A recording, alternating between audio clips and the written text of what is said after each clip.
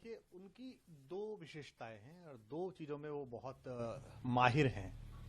पहला तो बड़े आत्मविश्वास के साथ सफेद झूठ बोलना कोई भी, और दूसरा एक सूरत बना के ये सिद्ध करना कि पूरी दुनिया जो है उनके पीछे पड़ी हुई है। इस प्रक्रिया से उन्होंने एक समय में पूरे देश का मूर्ख बनाया, फिर हम साथियों का मूर्ख बनाया, फिर एक प्रदेश के लोगों पर डोरा डाला।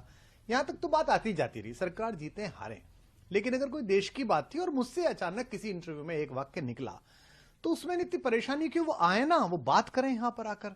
तो उन्होंने एक बार भी ये नहीं कहा। मैं तो ये पूछना चाहता हूं भाई, आपको तो किसी ने टेररिस्ट नहीं कहा, पर हां आप मुझे ये बताइए, देश को बताइए कि क्या पिछले चुनाव में आपके घर पर टेररिस्ट एसोसिएशन से सिंपैथी रखने वाले लोग, बात कराने वाले लोग आते थे या नहीं थे?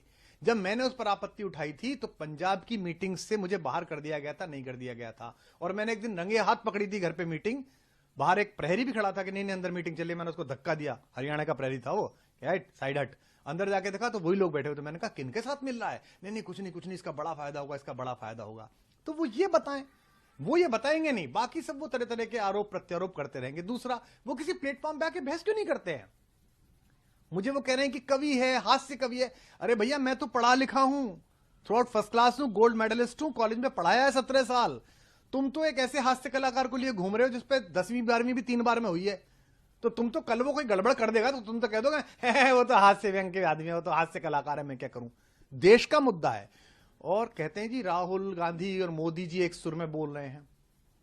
राहुल गांधी और मोदी जी एक दूसरे के खिलाफ चुनाव में भीषण वार प्रहार करते हैं, ठीक है जी, खूब एक दूसरे के राजनीतिक दुश्मन है, लेकिन कम से कम उन दो लोगों में, उन दो पार्टियों में यह तमीज तो है कि राष्ट्रीय अखंडता के मामले में एक हो जाएं। राहुल गांधी अपने पिता, अपनी दादी को इसी राष्ट्रीय अखंडता के मुद्दों पे खो चुके हैं, इसी पंजाब में बलि चढ़ चुकी है। प्रधानमंत्री कश्मीर से लेकर कन्याकुमारी तक भारत का संविधान इकसार कर चुके हैं।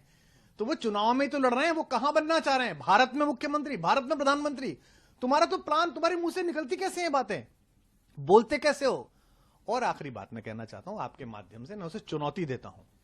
मैं यहां बैठ के कह रहा हूं, आम आदमी पार्टी का फाउंडर, संस्थापक, इस देश को तोड़ने वाली किसी भी चीज के खिलाफ मैं खून की आखिरी बूंद तक लड़ूंगा।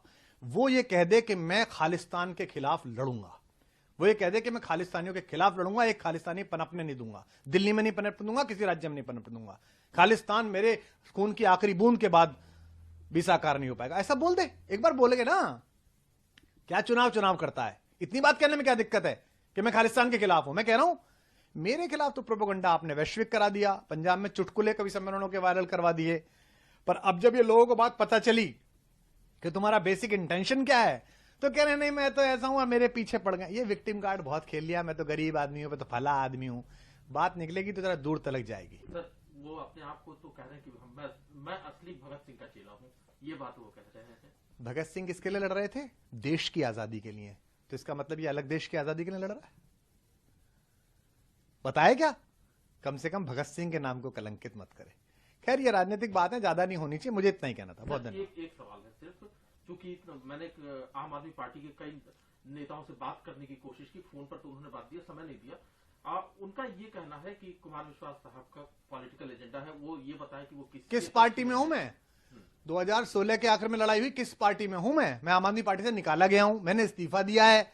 जो आदमी कहता था स्वराज से पार्टी है, वो जब से पार्टी बनी है तब से खुद ही अध्यक्ष बना बैठा है अपनी जेब में। और आम आदमी पार्टी के दूसरे तीसरे चौथे नंबर वाले कार्यकर्ताओं को बता दूं, ज्यादा ख्वाब मत पालो, अब दामाद जी आने वाले हैं, अब बहन जी आने वाली हैं, ये वहीं ले जाएगा और लोगों को जस्टिफाई कराएगा उन चेलों को, चिंटुओं को। जो स्वराज का शिरोमणि बनता था, जो संविधान की कसम खाता, उसने अपना ही संविधान बदल दिया कि 3 साल से ज्यादा कोई अध्यक्ष नहीं रहेगा, संयोजक नहीं रहेगा, अपना संविधान खुद बदल दिया, मैं जब तक रहूंगा तब तक रहूंगा। तो मैं किस पार्टी में हूं? मैं भारतीय जनता पार्टी में हूं, कांग्रेस में हूं, टीडीपी में हूं, तेदेपा में हूं, लेदेपा में हूं, किस में हूं मैं? कोई मिलता नहीं तो उसके लिए बोल रहे हैं, उसके लिए बोले। अरे तू इधर उधर की बात न कर भाई, ये बता कि खालिस्तान के विरोध में तेरा क्या स्टेटमेंट है, ये बता कि तेरे घर पे लोग आए थे, आते थे या नहीं आते थे, और बता दे, नहीं तो मैं बता दूंगा।